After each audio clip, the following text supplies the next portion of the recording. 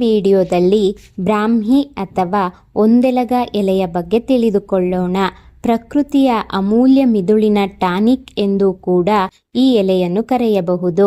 ಭಾರತೀಯ ಸಾಂಪ್ರದಾಯಿಕ ವೈದ್ಯಕೀಯ ಪದ್ಧತಿಯಾದ ಆಯುರ್ವೇದದಲ್ಲಿ ಸಹಸ್ರಾರು ವರ್ಷಗಳಿಂದಲೂ ಗಿಡಮೂಲಿಕೆಗಳಿಗೆ ಅತ್ಯುನ್ನತ ಸ್ಥಾನವನ್ನು ನೀಡಲಾಗಿದೆ. ಅಂತಹ ಅದ್ಭುತ ಮೂಲಿಕೆಗಳಲ್ಲಿ ಬ್ರಾಹ್ಮಿ ಅಥವಾ ಆಡುಭಾಷೆಯಲ್ಲಿ ಒಂದೆಲಗ ಅತ್ಯಂತ ಪ್ರಮುಖವಾದದ್ದು.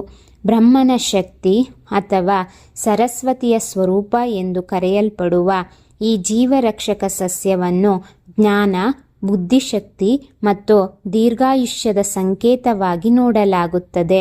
ವೈಜ್ಞಾನಿಕವಾಗಿ ಇದನ್ನು ಬಕೋಪಾ ಮೊನ್ನೆಯೇರಿ ಮತ್ತು ಸೆಂಟಿಲ್ಲಾ ಏಸಿಯಾಟಿಕಾ ಎಂಬ 2 ತಳಿಗಳಾಗಿ ಗುರುತಿಸಲಾಗುತ್ತದೆಯಾದರೂ ಎರಡೂ ಸಸ್ಯಗಳು ಮಿದುಳಿನ ಸಾಮರ್ಥ್ಯವನ್ನು ಹೆಚ್ಚಿಸುವಲ್ಲಿ ಸಮಾನ ಗುಣಗಳನ್ನು ಹೊಂದಿವೆ.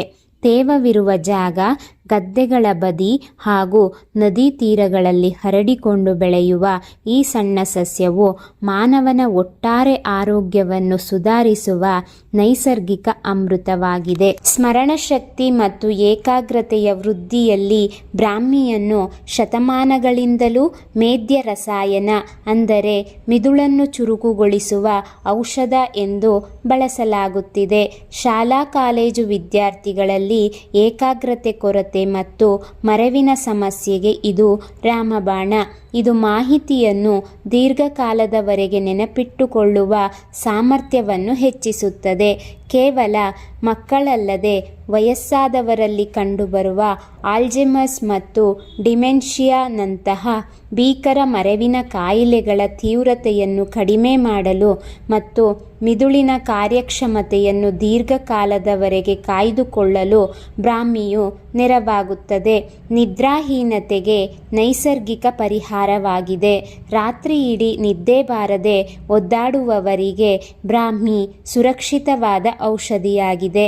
ಮಾರುಕಟ್ಟೆಯಲ್ಲಿ ಸಿಗುವ ರಾಸಾಯನಿಕ ನಿದ್ದೆ ಮಾತ್ರೆಗಳು ದೇಹದ ಮೇಲೆ ಅಡ್ಡ ಪರಿಣಾಮವನ್ನು ಬೀರುತ್ತವೆ ಮತ್ತು ಅವುಗಳಿಗೆ ದಾಸರಾಗುವ ಅಪಾಯವಿರುತ್ತದೆ. ಆದರೆ ಬ್ರಾಹ್ಮಿಯು ನರಮಂಡಲವನ್ನು ನೈಸರ್ಗಿಕವಾಗಿ ಸಡಿಲಗೊಳಿಸಿ ನಿಶ್ಶಬ್ದ ಮತ್ತು ಆಳವಾದ ನಿದ್ರೆಯನ್ನು ಉಂಟುಮಾಡುತ್ತದೆ. ಮಲಗುವ ಮುನ್ನ ಬ್ರಾಹ್ಮಿ ಪುಡಿಯನ್ನು ಉಗುರು ಬೆಚ್ಚಗಿನ ಹಾಲಿನೊಂದಿಗೆ ಸೇವಿಸುವುದರಿಂದ ಮಿದುಳಿನ ಆತಂಕ ದೂರವಾಗಿ ಸುಖ ನಿದ್ರೆಯು ಆವರಿಸುತ್ತದೆ. ಜೀರ್ಣಕ್ರಿಯೆ ಮತ್ತು ರೋಗ ನಿರೋಧಕ ಶಕ್ತಿಯನ್ನು ಬಲಪಡಿಸುತ್ತದೆ. ಬ್ರಾಹ್ಮಿ ಕೇವಲ ಮಿದುಳಿಗೆ ಮಾತ್ರ ಸೀಮಿತವಾಗಿಲ್ಲ, ಇದು ಜೀರ್ಣಾಂಗ ವ್ಯವಸ್ಥೆಯನ್ನು ಕೂಡ ಬಲಪಡಿಸುತ್ತದೆ. ಹೊಟ್ಟೆಯ ಉರಿಯೂತ, ಅಲ್ಸರ್ ಮತ್ತು ಗ್ಯಾಸ್ಟ್ರಿಕ್ ಸಮಸ್ಯೆಗಳನ್ನು ಗುಣಪಡಿಸುವ ಶಕ್ತಿ ಇದಕ್ಕಿದೆ.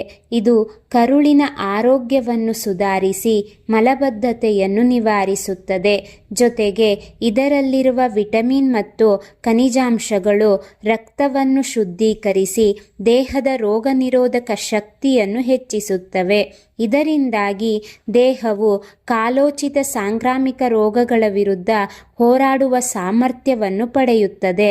ಚರ್ಮ ಮತ್ತು ಕೂದಲಿನ ಸೌಂದರ್ಯವರ್ಧನೆಯಲ್ಲಿಯೂ ಬ್ರಾಹ್ಮಿಯ ಪಾತ್ರ ಹಿರಿದು.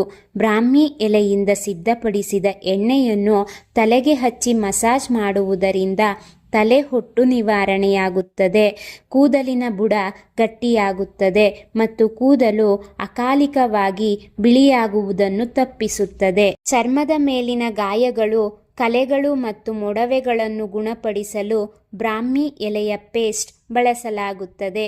ಇದು ಚರ್ಮದಲ್ಲಿ ಕೊಲಾಜನ್ ಉತ್ಪಾದನೆಯನ್ನು ಉತ್ತೇಜಿಸುವ ಮೂಲಕ ವಯಸ್ಸಾಗುವಿಕೆಯ ಲಕ್ಷಣಗಳನ್ನು ತಡೆದು ಚರ್ಮವನ್ನು ಕಾಂತಿಯುತವಾಗಿರಿಸುತ್ತದೆ.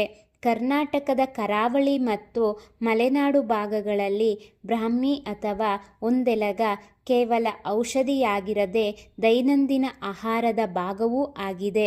ಇದರ ಎಲೆಗಳನ್ನು ಬಳಸಿ ಮಾಡುವ ಬ್ರಾಹ್ಮಿ ತಂಬುಳಿ, ಮೊಸರು ಮತ್ತು ಜೀರಿಗೆ ಬಳಸಿ ಮಾಡುವ ತಂಪು ಸಾರು ದೇಹಕ್ಕೆ ತಂಪನ್ನು ನೀಡುತ್ತದೆ. ಇದರ ಚಟ್ನಿ ಪುಡಿ ಹಾಗೂ ಮಜ್ಜಿಗೆ ಸಾರುಗಳು ಅತ್ಯಂತ ರುಚಿಕರ ಮತ್ತು ಆರೋಗ್ಯಕರ. ಹಸಿ ಎಲೆಗಳನ್ನು ಬೆಳಗ್ಗೆ ಖಾಲಿ ಹೊಟ್ಟೆಯಲ್ಲಿ ಜೇನುತುಪ್ಪದೊಂದಿಗೆ ಅಗೆದು ತಿನ್ನುವುದು ಗ್ರಾಮೀಣ ಭಾಗದಲ್ಲಿ ಇಂದಿಗೂ ರೂಢಿಯಲ್ಲಿದೆ. ಇದು ಕಂಠದ ಧ್ವನಿಯನ್ನು ಮಧುರಗೊಳಿಸಲು ನೆರವಾಗುತ್ತದೆ. ಎಚ್ಚರಿಕೆಗಳು ಮತ್ತು ಅಡ್ಡ ಪರಿಣಾಮಗಳ ಬಗ್ಗೆ ತಿಳಿಯೋಣ. ಉತ್ತಮ ಗಿಡಮೂಲಿಕೆಯಾದರೂ ಅದನ್ನು ಮಿತವಾಗಿ ಮತ್ತು ಸರಿಯಾದ ಕ್ರಮದಲ್ಲಿ ಬಳಸಬೇಕು.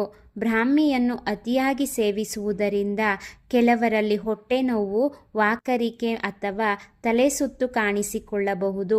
ಗರ್ಭಿಣಿಯರು, ಬಾಣಂತಿಯರು ಮತ್ತು ದೀರ್ಘಕಾಲದ ಕಾಯಿಲೆಗಳಿಗೆ ಬೇರೆ ಮಾತ್ರೆಗಳನ್ನು ತೆಗೆದುಕೊಳ್ಳುತ್ತಿರುವವರು ವೈದ್ಯರ ಸಲಹೆ ಪಡೆಯದೆ ಇದನ್ನು ಬಳಸಬಾರದು. ಹಸಿ ಎಲೆಗಳನ್ನು ಬಳಸುವಾಗ ಅವುಗಳನ್ನು ಶುದ್ಧವಾದ ನೀರಿನಲ್ಲಿ ಚೆನ್ನಾಗಿ ತೊಳೆದು ಬಳಸಬೇಕು. ಏಕೆಂದರೆ ಜೌಗು ಪ್ರದೇಶದಲ್ಲಿ ಬೆಳೆಯುವುದರಿಂದ ಬ್ಯಾಕ್ಟೀರಿಯಾಗಳು ಇರುವ ಸಾಧ್ಯತೆ ಇರುತ್ತದೆ. ಒಟ್ಟಾರೆಯಾಗಿ ಹೇಳುವುದಾದರೆ ಬ್ರಾಹ್ಮಿ ಎನ್ನುವುದು ಪ್ರಕೃತಿ ಮಾನವ ಕುಲಕ್ಕೆ ನೀಡಿರುವ ಅತ್ಯಮೂಲ್ಯ ಕೊಡುಗೆಯಾಗಿದೆ. ದೈಹಿಕ ಆರೋಗ್ಯದಷ್ಟೇ ಮಾನಸಿಕ ಆರೋಗ್ಯವೂ ಮುಖ್ಯವಾಗಿರುವ ಇಂದಿನ ಯುಗದಲ್ಲಿ ಮಿದುಳಿನ ಸಾಮರ್ಥ್ಯ ಹೆಚ್ಚಿಸುವ ಮತ್ತು ಒತ್ತಡ ನಿವಾರಿಸುವ ಬ್ರಾಹ್ಮಿಯ ಬಳಕೆ ಅತ್ಯಂತ ಮುಖ್ಯವಾಗಿದೆ. ಕೃತಕ ಸಪ್ಲಿಮೆಂಟ್ಗಳ ಬೆನ್ನು ಬೀಳುವ ಬದಲು ನಮ್ಮ ಹಿತ್ತಲಲ್ಲೇ ಸಿಗುವ ಇಂತಹ ನೈಸರ್ಗಿಕ ಅಮೃತವನ್ನು ಸರಿಯಾದ ಕ್ರಮದಲ್ಲಿ ಬಳಸಿ ದೈಹಿಕ ಹಾಗೂ ಮಾನಸಿಕ ಸದೃಢತೆಯನ್ನು ಕಾಯ್ದುಕೊಳ್ಳುವುದು ಜಾಣತನವಾಗಿದೆ. ಬ್ರಾಹ್ಮಿಯ ಬಗ್ಗೆ ಈ ಮಾಹಿತಿ ಉಪಯುಕ್ತವಾಗಿದ್ದಲ್ಲಿ ಶೈಕ್ಷಣಿಕ ಸಂಗ್ರಹಗಳು ಯೂಟ್ಯೂಬ್ ಚಾನಲನ್ನು ಸಬ್ಸ್ಕ್ರೈಬ್ ಮಾಡಿ ಹಾಗೂ ಶೇರ್ ಮಾಡಿ. Thank you for watching this video.